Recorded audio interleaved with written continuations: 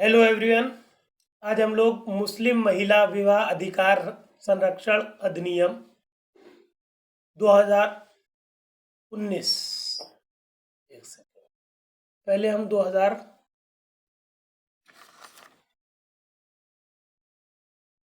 पढ़ेंगे। इससे पहले हम लोग ने डे 31 पे मुस्लिम महिला विवाह विच्छेद पर अधिकारों का संरक्षण अधिनियम 1986 पढ़ रखा है। ये पढ़ लिया हम लोग ने एक्ट। ये दूसरा एक्ट है जो अभी 2019 में इन्फोर्स हुआ है। लेटेस्ट एक्ट है और लेटेस्ट एक केस लॉ है, इसलिए हम इस एक्ट को ले रहे हैं। ये एक्ट क्योंकि आपको बहुत कॉम्पैक्ट करके हमने पूरे एक पेज में पूरा एक्ट दे दिया है। जितना भी इम्पोर्टेंट पोर्शन है इस एक्ट का सब कुछ दिया है और उसके साथ एक केस लॉ भी दे दिया है। देखें ये क्या कहता है। मुस्लिम महिला विवाह अधिकार संरक्षण अधिनियम 2019, जो कि आपने बहुत ही सुना होगा इसके बारे में। ट्रिपल तलाक से संबंधित है। ये ट्रिपल तलाक खत्म कर दिया गया, उससे संबंधित ये एक्ट है। इसमें क्या कहता है, सबसे पहले हम समझे धारा 3। इन धारा 3, 4 और 7 पे ही बेस्ड केस, नीचे केस लॉ लिखा हुआ है हमने। रहना या राना जलाल बनाम केरल राज्य 2020 का सुप्रीम कोर्ट का केस है। ये केस भी हम डिटेल में पढ़ाएंगे। उससे पहले इन 3 धाराओं को जो सबसे इंपॉर्टेंट है एक्ट में वो समझे आप। पहली है धारा 3, तलाक का शून्य और अवैध होना। कौन? ट्रिपल तलाक की बात चल रही है यहाँ पर, जो 3 तलाक एक साथ दी जाती थी, जिसके बारे में अभी हम आगे पढ़ाएंगे भी आपको। किसी मुस्लिम पति द्वारा उसकी पत्नी के लिए शब्दों द्वारा, चाहे वे बोले गए हों या लिखित हों या इलेक्ट्रॉनिक रूप में हों या किसी अन्य रीति में, चाहे कोई भी हो, तलाक की कोई उद्घोषणा शून्य और अवैध होगी। ठीक। दूसरी बात, धारा 4 देखें। जो ट्रिपल तलाक होती थी वो अप्रतिसंहरणीय होती थी, मतलब उसको उल्टा नहीं जा सकता था। अभी हम आगे आपको बताएंगे भी। एक बार हो गई तो वो तलाक परमानेंट हो जाती थी। इसमें सिर्फ कोई व्यक्ति अपनी जुबान से 3 बार कह दे या एक ही बार में कह दे मैं 3 बार तुमको तलाक देता हूं, तो भी तलाक हो जाती थी, जिसको इस अधिनियम द्वारा शून्य और अवैध घोषित कर दिया गया। धारा 4 क्या कह रही है? तलाक की उद्घोषणा करने के लिए दंड। अगर कोई, इसको समझ ले, कोई मुस्लिम पति जो अपनी पत्नी को धारा 3 में निर्दिष्ट रीति में तलाक की उद्घोषणा करता है, ऐसी अवधि के कारावास से जो 3 वर्ष तक की हो सकेगी दंडित किया जाएगा और जुर्माने का भी दायी होगा। धारा 3 में कह दिया गया जो ये ट्रिपल तलाक है वो शून्य और अवैध है। 4 में कह दिया गया अगर ये तलाक देता है तो वो 3 साल के कारावास या जुर्माने से दंडित किया जाएगा। धारा 7 सबसे इंपॉर्टेंट है, उसको समझें। और ये केस मेनली इसी से संबंधित है, रहना जलाल या राना जलाल बनाम केरल राज्य 2020। धारा 7 क्या कहती है? अपराधों का संज्ञेय, शमनीय आदि होना। जो ये ट्रिपल तलाक दे रहा है, उद्घोषणा कर रहा है, इसे अपराध, चूंकि ये शून्य कर दी गई, इसको अपराध माना गया। अपराध है ये ट्रिपल तलाक, और इस अपराध ये संज्ञेय अपराध होगा और शमनीय होगा। ये सारी बातें इसमें पॉइंट वाइज बताई जाएंगी। पहली बात समझे हम, इस मतलब धारा 7 को समझे।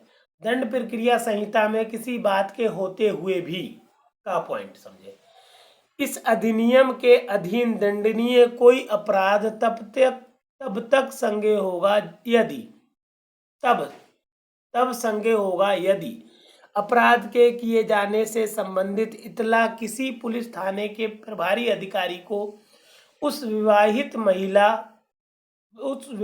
मुस्लिम महिला जिस पर तलाक की उद्घोषणा की गई है या उससे रक्त या विवाह द्वारा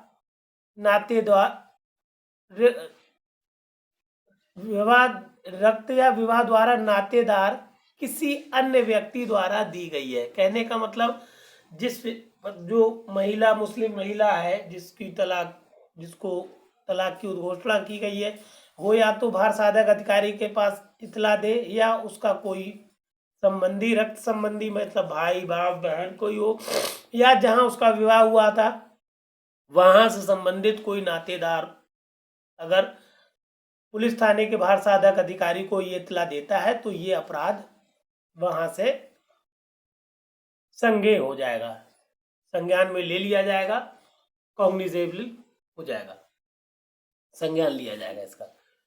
फिर उपधारा खा क्या कह रही है 7 की, इस अधिनियम के अधीन दंडनीय कोई अपराध उस विवाहित मुस्लिम महिला की पहल पर जिस पर तलाक की उद्घोषणा की गई है मजिस्ट्रेट की अनुज्ञा से ऐसी शर्तों के अधीन जो मजिस्ट्रेट अवधारित करे शमनीय होगा।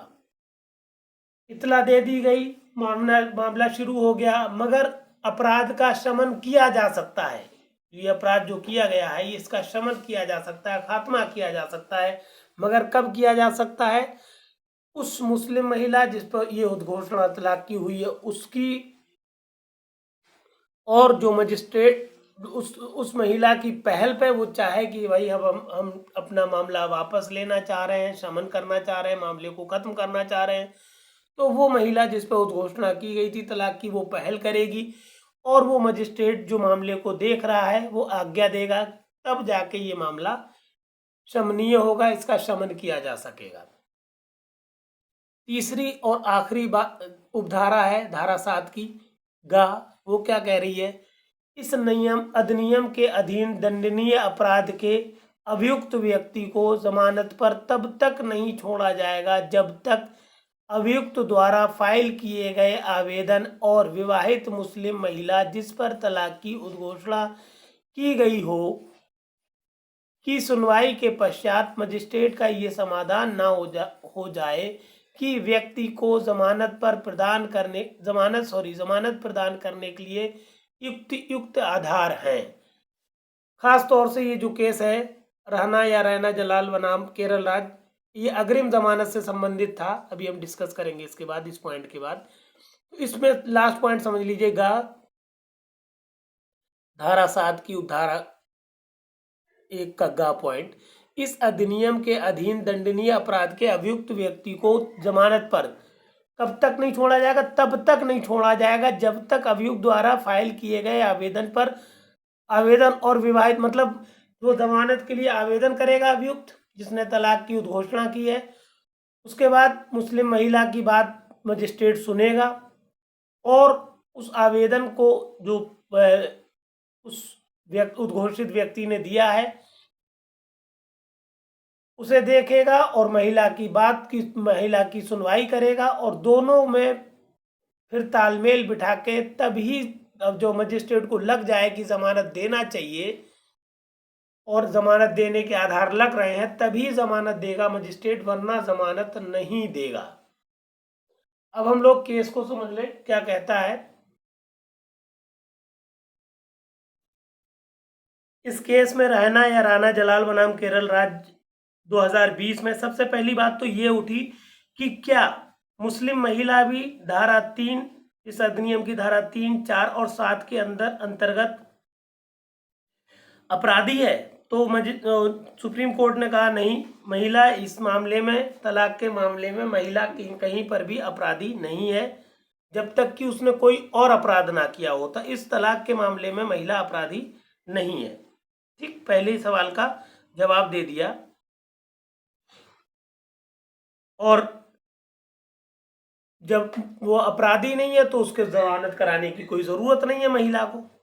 दूसरी बात जो थी वो थी, क्या मुस्लिम महिला अधिकारों का संरक्षण अधिनियम 2019 की धारा 7 गा के प्रभाव में अभियुक्त को दंड प्रक्रिया संहिता की धारा 438 के अंतर्गत अग्रिम जमानत प्रदान किए जाने से इनकार किया जा सकता है? ये बात उठी। तो सुप्रीम कोर्ट ने कहा कि इस मामले में देखिए ये संज्ञेय मामला है और इसमें जमानत को मना नहीं किया गया है, मगर जमानत आपको, जो कि 7वें पॉइंट में बता दिया गया, कह दिया गया कि पहले महिला को जिसने 3 तलाक दिया हो उस महिला को सुना जाए, और दूसरी बात मजिस्ट्रेट उस महिला को सुनने के बाद देखे कि युक्त आधार है जमानत देने के, तो जमानत चाहे वो रेगुलर जमानत हो, नियमित जमानत हो या फिर अग्रिम जमानत हो, दोनों ही के मामले में विचार करेगा, और चाहे वो रेगुलर नियमित जमानत हो या अग्रिम जमानत हो दे सकता है, और सामान्यता या पूर्णतया जमानत देने से इनकार नहीं कर सकता।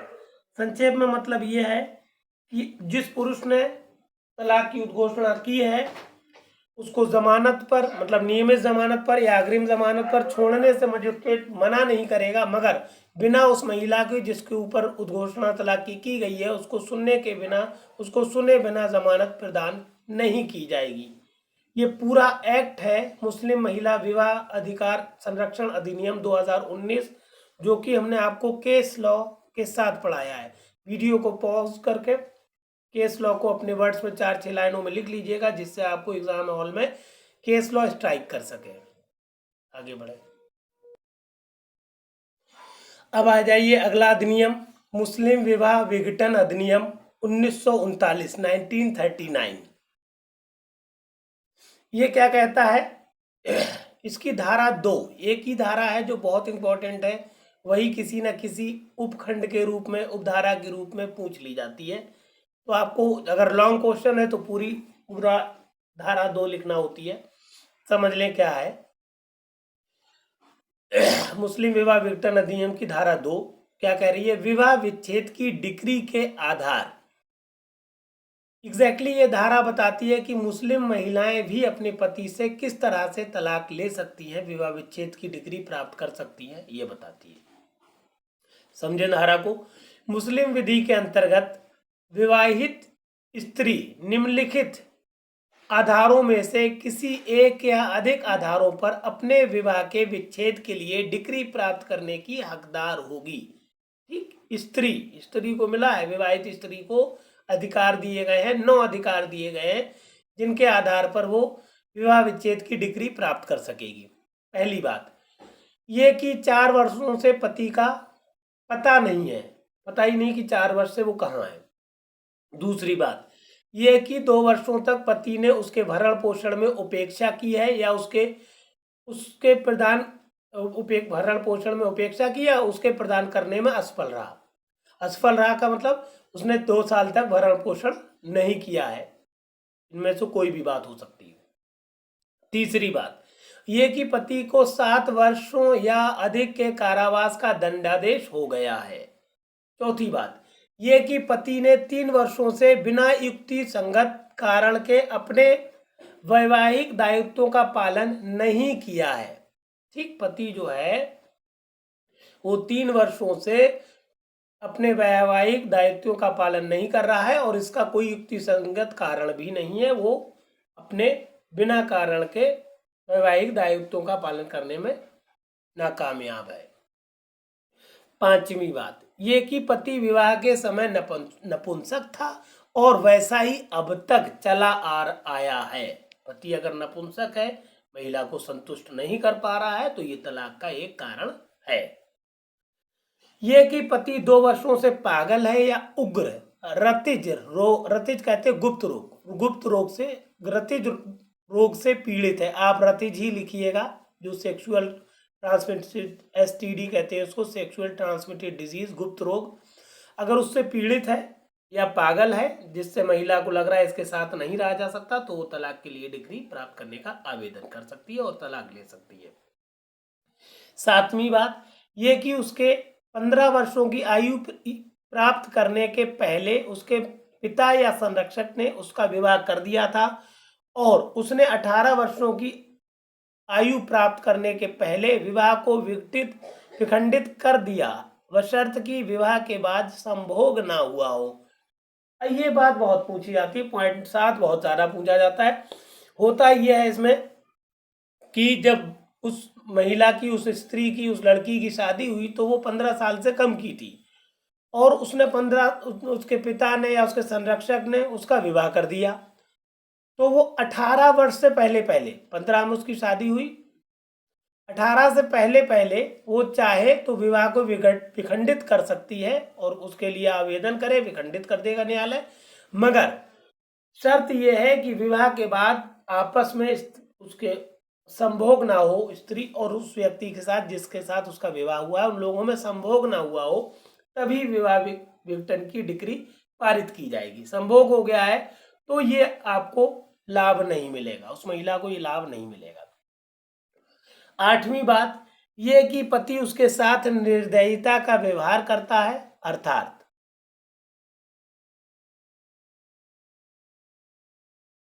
निर्दयता का व्यवहार करता है, मतलब उसके साथ निर्दयता में बताया गया मानसिक क्रूरता करे, शारीरिक क्रूरता करे, उसे नुकसान पहुंचाए, न मानसिक या शारीरिक किसी भी प्रकार से जिससे वो परेशान रहे, तो ये सब आता है निर्दयता के व्यवहार में।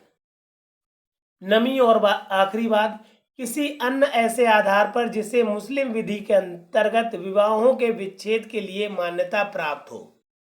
और भी कोई कारण है अगर वो न्यायालय के संज्ञान में आता है और न्यायालय को लगता है इस आधार पर विवाह विच्छेद की डिग्री पारित कर देना चाहिए, तो उन आधारों में से किसी भी आधार पर न्यायालय विवाह विच्छेद की डिग्री पारित कर देगा। अब इसमें 3 परंतु है जो कि बहुत आप आसानी से समझ लें। परंतु ये कि पहला परंतु क्या है, धारा 3 या सॉरी आधार 3 में वही 7 वर्ष से पता नहीं था, आधार 3 पर जब तक कि दंडादेश अंतिम ना हो जाए डिक्री पारित ना की जाएगी। सॉरी 7 वर्ष की सजा हो गई थी उसको, पति को, मगर सजा मतलब क्या हो, दंडादेश अंतिम हो जाना चाहिए तभी डिक्री पारित की जाएगी विवाह विच्छेद की, अन्यथा नहीं। जैसे मान लीजिए लोअर कोर्ट से सजा मिल गई, सेशन कोर्ट से सजा मिल गई उसको, तो हाई कोर्ट में अपील की, वहां से छूट गया, या हाई कोर्ट से मिल गई, सुप्रीम कोर्ट चला गया, वहां से छूट गया, तो कहीं जब तक दंडादेश अंतिम ना हो जाए तब तक न्यायालय उसकी विवाह विच्छेद की डिग्री पारित नहीं करेगा। दूसरा खा पॉइंट बताया है परंतु का क्या है, आधार 1 पर यदि पति उक्त समय में उपस्थित हो जाता है तो डिक्री रद्द कर दी जाएगी। बताया गया था धारा 1 में कि 4 वर्षों से पति का कोई पता नहीं है, महिला ने मान लीजिए विवाह विच्छेद की डिग्री पारित विवाह विच्छेद के लिए आवेदन किया, उस बीच वो पति आ गया तो न्यायालय देखेगा कि अब आपके पति आ गए हैं, तो वो विवाह विच्छेद की डिग्री को रद्द कर देगा। मतलब विवाह वो उसी वर्ष अंतराल में आ गया, 4 वर्ष के अंदर आ गया, मामला चलता रहा, वो आ गया तो विवाह विच्छेद की डिग्री कैंसिल कर दी जाएगी, विखंडित कर दी जाएगी। आखिरी परंतु गा क्या कह रहा है, आधार 5 पर यदि पति 1 वर्ष के भीतर नपुंसक नहीं रहता है तो डिक्री रद्द कर दी जाएगी। यहाँ पर बहुत किचिर पिचुर हो गई है, रहता है तो डिक्री रद्द कर दी जाएगी। ठीक, ध्यान से देख लीजिए, अगर वो मान लीजिए नपुंसकता की आवेदन किया महिला ने और पुरुष जो हुआ, एक जो आवेदन देने के बाद केस चला, केस चलने के 1 साल के अंदर उसने इलाज करा लिया, अब वो नपुंसक नहीं रहा, तो अगर डिग्री पारित भी कर दी गई है तो न्यायालय उस व्यक्ति की, पुरुष की बात सुनेगा, समझेगा और उस डिग्री को विखंडित कर देगा या रद्द कर दी जाएगी। ये बात समझ लीजिए ध्यान से। आगे चले हम लोग, ये हमने 3 एक्ट पढ़ा दिए। ठीक, आपको एक एक्ट पहले दिन दे दिया था, 2 एक्ट आज दे दिए हैं, जो वेयर एक्ट से रिलेटेड एक्ट्स थे मुस्लिम लॉ के, ये हमने कंप्लीट कर दिए। अब चूंकि मुस्लिम लॉ में एक्ट के अलावा ऐसा मैटर आता है जो आपको कहीं नहीं मिलता है, वो हम आपको बहुत कॉम्पैक्ट करके, बहुत स्पेशलाइज करके हम दे रहे हैं, उसको आप सही से ध्यान से पढ़ लीजिए, आपका मुस्लिम लॉ कंप्लीट हो जाएगा। बहुत अच्छा मैटर हम हमको बहुत अच्छे तरीके से फ्रेम करके दे रहे हैं, ध्यान से समझ लीजिएगा और उसको अच्छे से कर लीजिएगा। आगे चलते हैं, देखिए अगला टॉपिक, अब ये टॉपिक वाइज हम पढ़ा रहे हैं, डायरेक्ट कंप्लीट हो गए हमने, अभी आपको बताया टॉपिक कौन कौन से आते हैं। जैसे इसमें टॉपिक का मतलब लॉन्ग क्वेश्चन भी बनता है, शॉर्ट नोट्स टाइप के भी बनते हैं, आपको कई तरह से मिसलेनियस क्वेश्चन मिलते हैं, 10 क्वेश्चन इस एक पेज से आपको प्राप्त होंगे एग्जाम में। जैसे मुस्लिम विवाह, अब मुस्लिम विवाह में बताई गई है 3 तरह की, पहला विधिमान्य विवाह होता है, दूसरा शून्य विवाह होता है, विधिमान्य विवाह को सही कहते हैं, सही सही, ठीक, और सही ना सदी,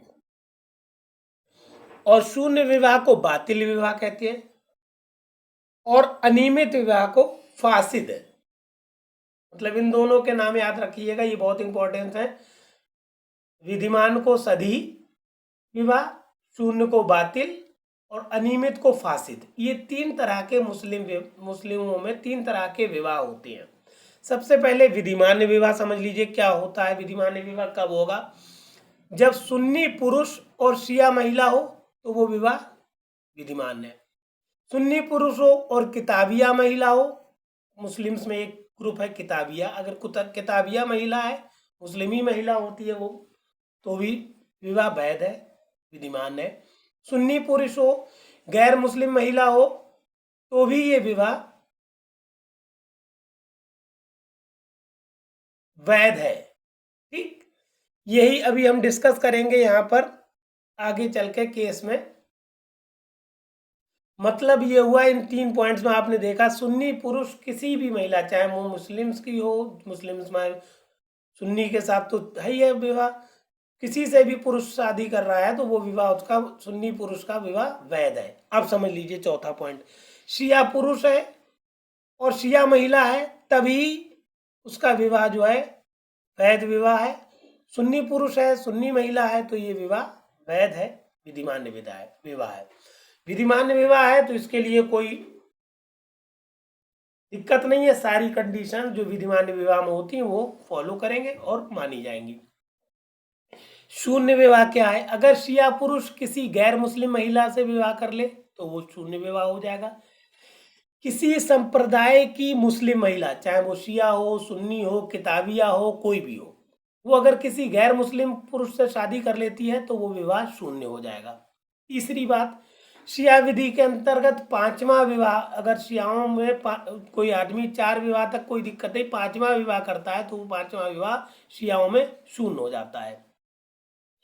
चौथी बात, विवाह में संपूर्ण निषेध का उल्लंघन होने पर, संपूर्ण निषेध जो बताए गए हैं मुस्लिम विधि में, मतलब सगे भाई बहन है या दूध एक ही माँ से 2 लोगों ने दूध पिया, इस तरह के आते हैं, इन तरह की कंडीशंस को कहते हैं संपूर्ण निषेध। अगर कहीं संपूर्ण निषेध है तभी विवाह शून्य है, अन्यथा नहीं मुस्लिम विधि में। 5वीं बात, और देखें हम, इद्दत का पालन करती हुई महिला से किया गया विवाह ये भी शून्य है। 6ठी और आखिरी बात, किसी विवाहित महिला से विवाह, अगर कोई पुरुष किसी विवाहित महिला से विवाह कर ले रहा है तब भी वो विवाह शून्य है। अब आ जाइए अनियमित या फासिद विवाह में। सुन्नी विधि में देखिए, शिया में 5वां विवाह था वो था शून्य, जबकि सुन्नियों में 5वां विवाह शून्य ना होकर अनियमित विवाह है। अच्छा, दूसरी भी बात, शिया विधि में अनियमित विवाह नाम की कोई चीज है ही नहीं। ठीक, यहाँ पर एक विवाह और है स्पेशल टाइप का जो सुन्नियों में नहीं होता है, वो होता है मुता विवाह। मुता विवाह में क्या होता है, ये एक निश्चित अवधि के लिए और एक निश्चित धनराशि देकर विवाह करते हैं शिया। किसी, लिख दिया हमने ब्रैकेट में, एक निश्चित अवधि के लिए विवाह, मान लीजिए 2 साल के लिए उनमें लोगों में करार हुआ कि हम लोग 2 साल पति पत्नी रहेंगे और इसके एवज में हम तुमको 10,000, 1 लाख, 2 लाख जो भी है ये पैसा देंगे। इस तरह का विवाह जो होता है सिर्फ शियाओं में होता है, और दोनों ही लोग शिया, लड़का और लड़की शिया होना चाहिए तभी ये मुता विवाह होता है। और ये विवाह अनियमित विवाह ना होके उन लोगों में मान्य विवाह माना जाता है, जिसको कहते हैं आप मुता विवाह। अब एक बहुत इंपॉर्टेंट केस आया 2019 में सुप्रीम कोर्ट के सामने। ये केस 1955 का है एग्जैक्टली, चलते चलते चलते चलते ये डिसाइड हुआ जाके 2019 में, बहुत लंबा केस चला ये मोहम्मद सलीम मृत द्वारा विधिक प्रतिनिधि है, क्योंकि मर गए तो मर जाता जो आदमी तो उसके लिए आता है, द्वारा विधिक प्रतिनिधि और अन्य बनाम शमसुद्दीन भी मर गए, मृत द्वारा विधिक प्रतिनिधि और अन्य, 2019 सुप्रीम कोर्ट ने 2019 में डिसाइड किया ये केस। इस केस में था क्या, मुस्लिम पुरुष ने हिंदू महिला से शादी की थी, मुस्लिम पुरुष हैं ये और हिंदू महिला है, समझ लें इस केस को बहुत ध्यान से, बहुत इंपॉर्टेंट केस है ये। बड़ा उठक पटक मची इस केस में। कभी कोई कोर्ट कह दे रहा है ये शून्य विवाह है, कोई कह रहा वैध विवाह है, तमाम बातें हुई। केस 1955 से शुरू हुआ था इनका,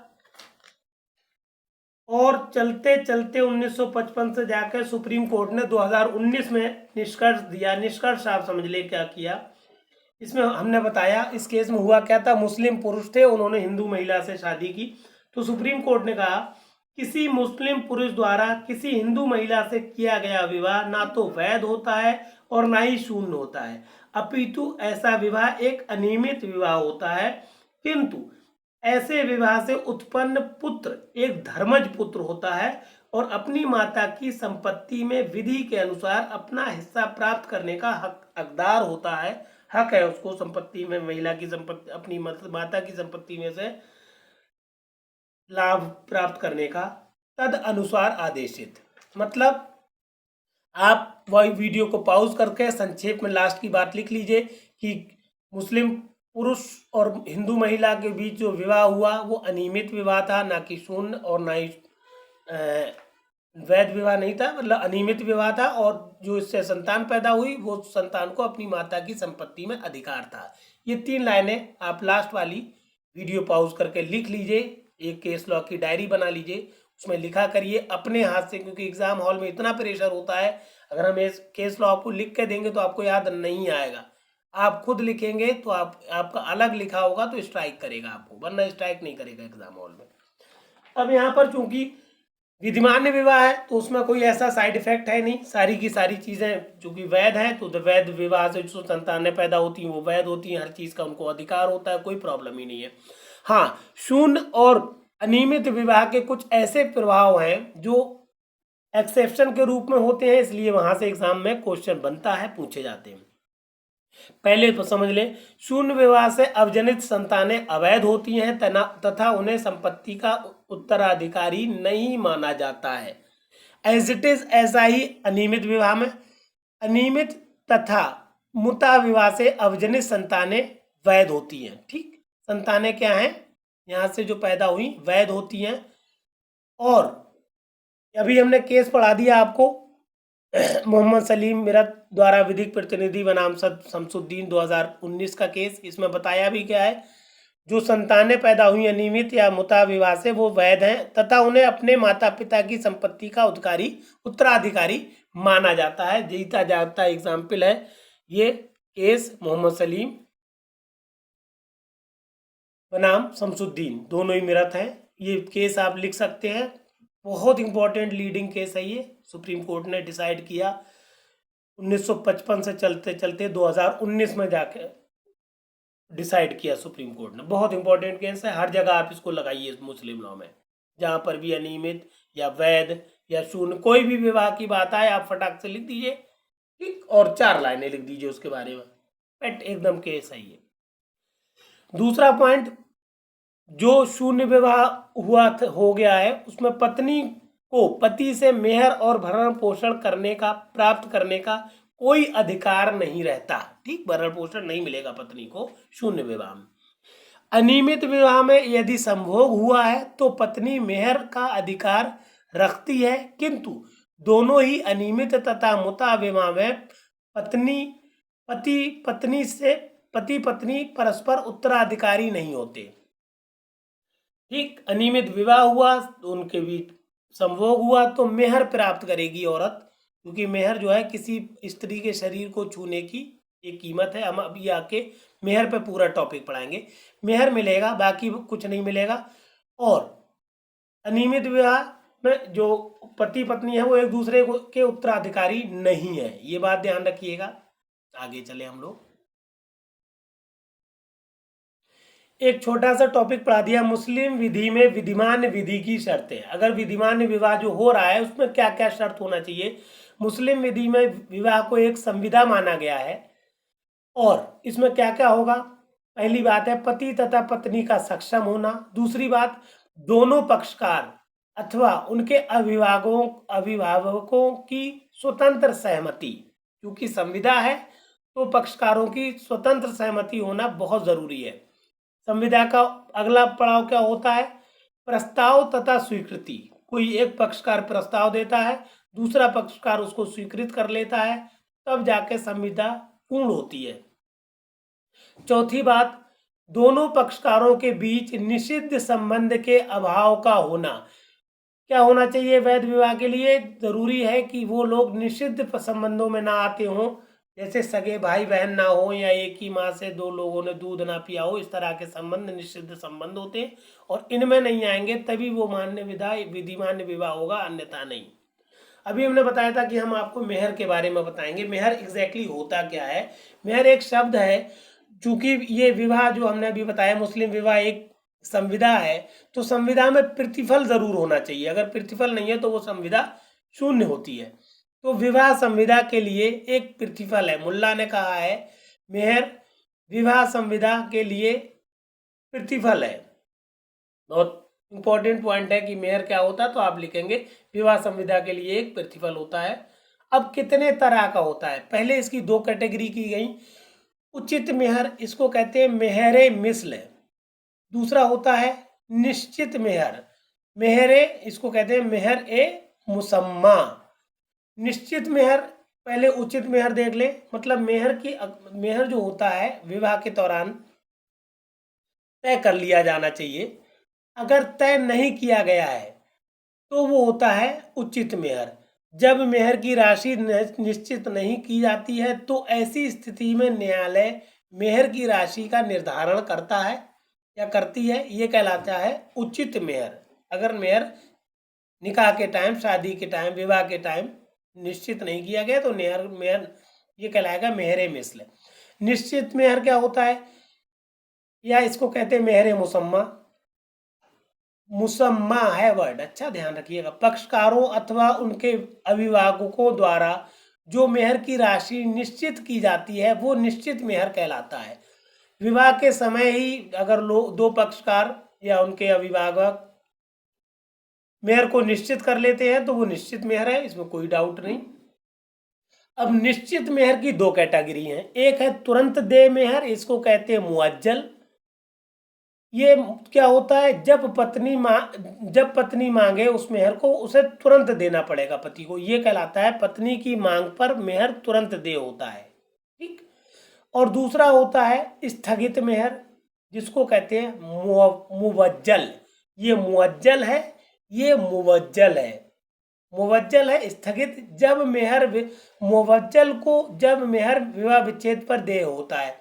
मुवज्जल मेहर जो है मेनली जब दो पति पत्नी दोनों अलग हो जाते हैं तो जो रकम निश्चित की जाती है वो रकम महिला को देना ही पड़ेगी, ये कहलाएगा स्थगित मेहर या मुवज्जिल मेहर।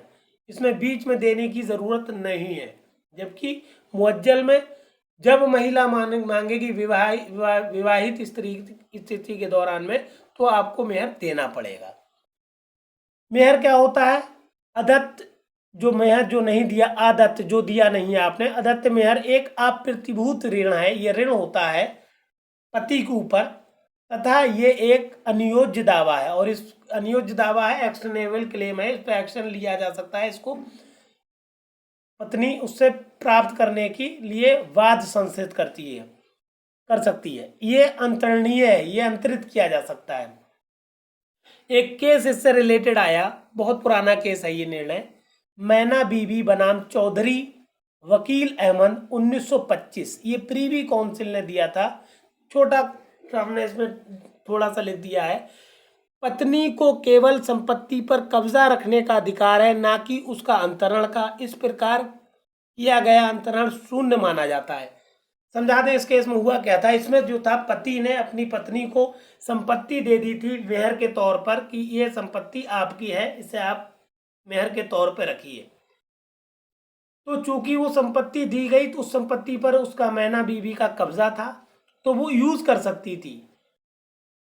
क्योंकि मेहर अगर वो पति दे देता तो उससे वो मेहर की जो राशि हुई थी वो दे के उससे पत्नी से वो एक तरह से संपत्ति को छुड़ा लेता, क्योंकि ये एक तरह से अप्रतिभूत ऋण होता है।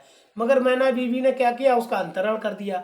हालांकि अंतरण का अधिकार नहीं था क्योंकि उसको मेहर का अधिकार था। वो मेहर ले सकती थी। संपत्ति को उसने इसलिए दे दिया कि अभी हमारे पास मेहर नहीं, आप संपत्ति रख लीजिए, जब हम मेहर दे देंगे तो संपत्ति हमारी हो जाएगी। तो ये मतलब प्रीवी काउंसिल ने माना कि उस महिला को जिसको मेहर के तौर पर उस वक्त प्रॉपर्टी दी गई थी उसको अंतरण का अधिकार नहीं था, इसलिए इस अंतरण को प्रीवी काउंसिल ने शून्य घोषित कर दिया। इस केस को आप वीडियो पॉज करके लिख लीजिएगा अपने वर्ड्स में 3-4 लाइनें, हालांकि हमने थोड़ा लिख भी दिया है, जैसा इसमें 2-4 लाइनें और बढ़ा ले जिससे आपका कंप्लीट केस हो जाएगा। अब हम लोग अगले पेज पे चले। आज का वीडियो थोड़ा बड़ा हो रहा है, देखिए पहले हमने विवाह करा दिया, फिर आपको मेहर बता दिया क्या होता है, इससे पहले अधिनियम पढ़ा दिए, अब जाके तलाक का मामला आ गया। तलाक विवाह विच्छेद कहते हैं इसको। कितने तरह का तलाक है मुस्लिम से? मेनली 2 तरह का तलाक होता है। तलाकुल सुन्नत, सुन्नत के इसको कहते प्रतिसंहरणीय। प्रतिसंहरणीय मतलब होता है रिवोकेबल, जिसको वापस लिया जा सके। दूसरा होता है तलाकुल विदत, इसको कहते हैं अप्रतिसंहरणीय। अप्रतिसंहरणीय जिसको वापस नहीं लिया जा सकता। एग्जैक्टली यही ट्रिपल तलाक भी है, तलाकुल विदत, ये ट्रिपल तलाक थी।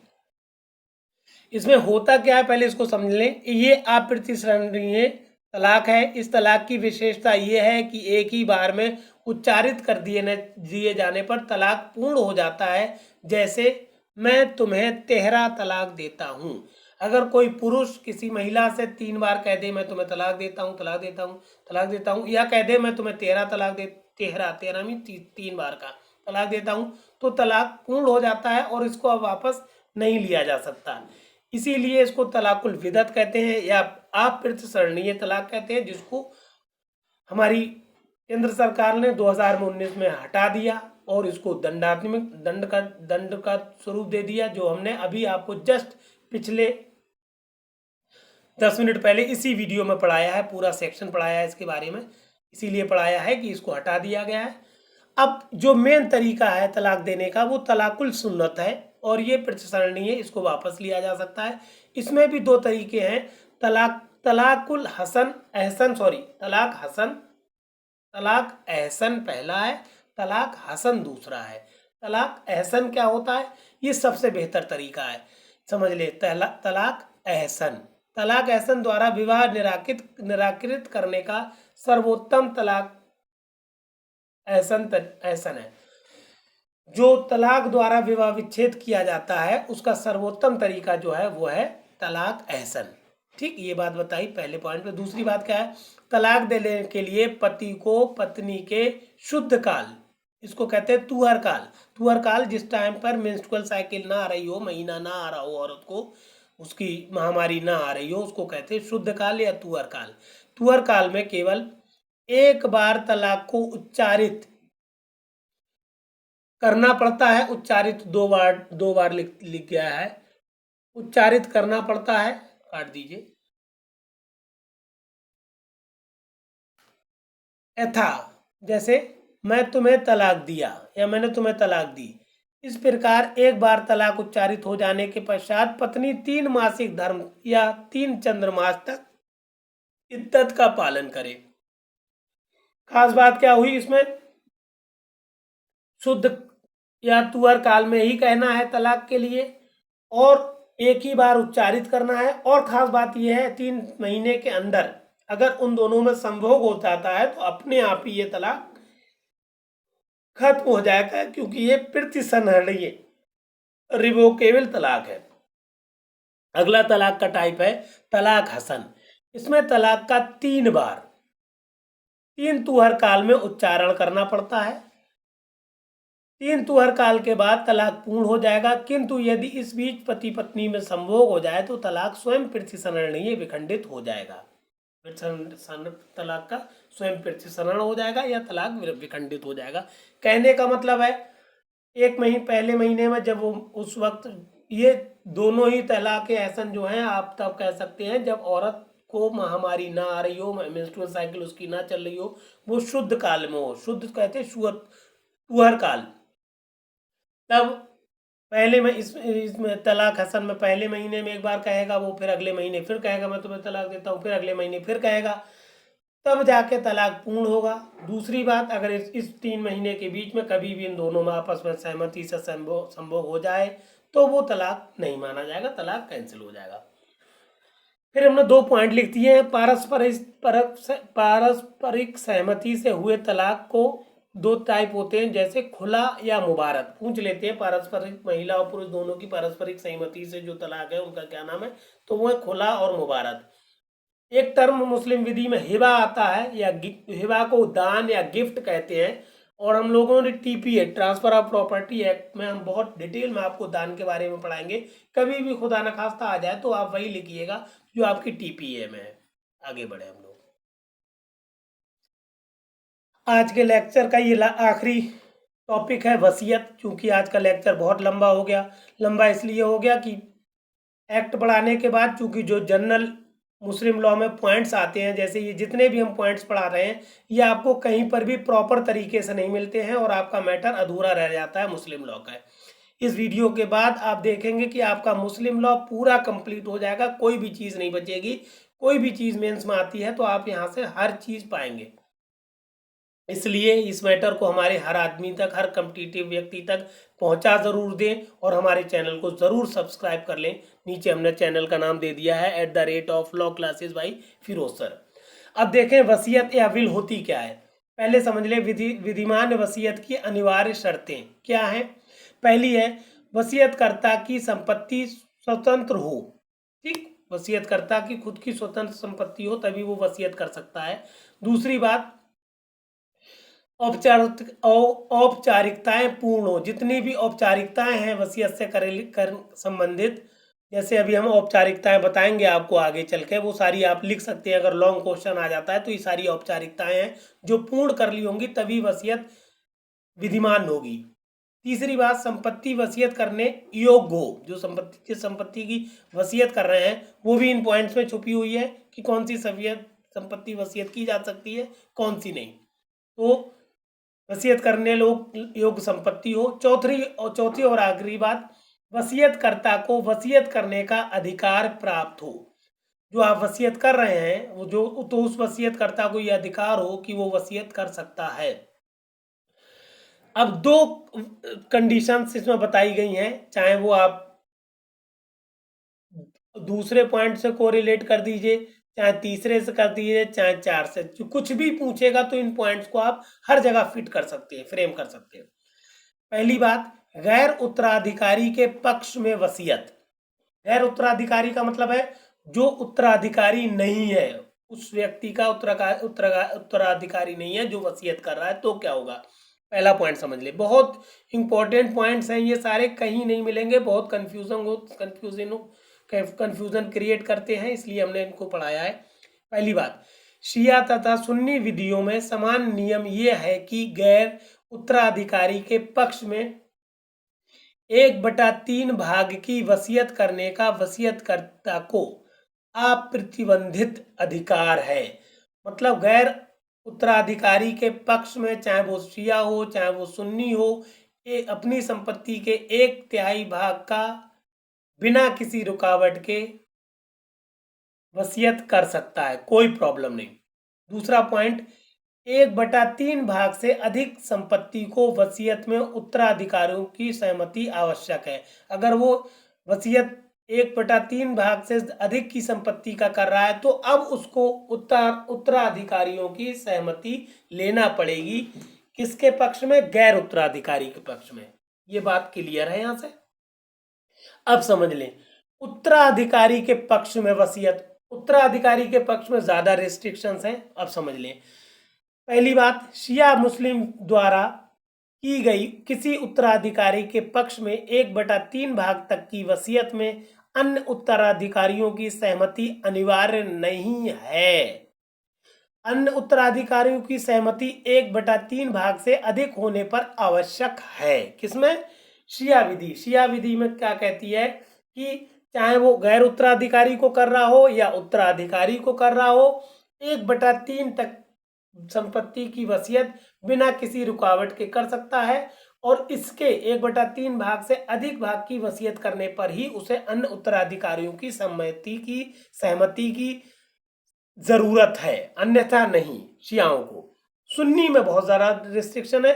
सुन्नी का वाला पॉइंट दूसरा देख ले। सुन्नी विधि में उत्तराधिकारियों के पक्ष में की गई वसीयत की वैधता के लिए अन्य उत्तराधिकारियों की सहमति अनिवार्य है। सुन्नी विधि में चाहे जरा सा भी आप टुकड़ा करें, 1/3 से कम भी अगर आप कर रहे हैं, तो आपको हर उत्तराधिकारी से सहमति लेना पड़ेगी। आप बिना उत्तराधिकारी के सहमति के अपने किसी दूसरे उत्तराधिकारी के पक्ष में वसीयत नहीं कर सकते, चाहे वो कितना ही भाग क्यों ना हो संपत्ति का, चाहे वो 1/4 हो, एक मतलब जरा सी भी संपत्ति आप अगर वसीयत कर रहे हैं तो, और उत्तराधिकारी को कर रहे हैं, तो दूसरे अन्य उत्तराधिकारियों की सहमति अनिवार्य है। अगर आप नहीं ले रहे हैं तो आप संपत्ति की वसीयत नहीं कर सकते। ऐसा सुन्नी विधि में बहुत बड़ा रिस्ट्रिक्शन है, याद रखिएगा। यहाँ पर हमने चैनल दे दिया @law classes by Firoz sir. ये आज हमारा टॉपिक थोड़ा लंबा हो गया क्योंकि बहुत ज़्यादा इंपॉर्टेंट बातें थी, और चूंकि मुस्लिम लॉ का कंटेंट आपको कहीं मिलता नहीं है प्रॉपर तरीके से, इसलिए हमें मुस्लिम लॉ आप लोगों को बहुत अच्छे से देना था, जो हमने अपने स्तर से दिया है। और डिस्क्रिप्शन बॉक्स में जाके हम आपको इसका है यही हैंड रिटन PDF भी देंगे। इस PDF को आप डाउनलोड करके अपने पास रखें, फिर हमारे वीडियो को देखें और बातों को समझें और पूरा टॉपिक तैयार करें। फिर भी अगर कोई डाउट, कोई प्रॉब्लम आ रही है तो हमको कमेंट बॉक्स में जाके हमसे डिस्कस करें, हम आपकी प्रॉब्लम को दूर करेंगे। मगर आपको सिलेक्शन लेना है और अपने दोस्तों को भी सिलेक्शन दिलाना है। इस सिलेक्शन के लेने के लिए आपको हमारे मैटर को सबको शेयर करना पड़ेगा। सबको शेयर कर दीजिए और चैनल को सब्सक्राइब ज़रूर कर लीजिए, और बार बार इस मैटर को देखिए, समझिए और एग्जाम्स में कामयाब होइए। Best of luck. Thank you for watching this.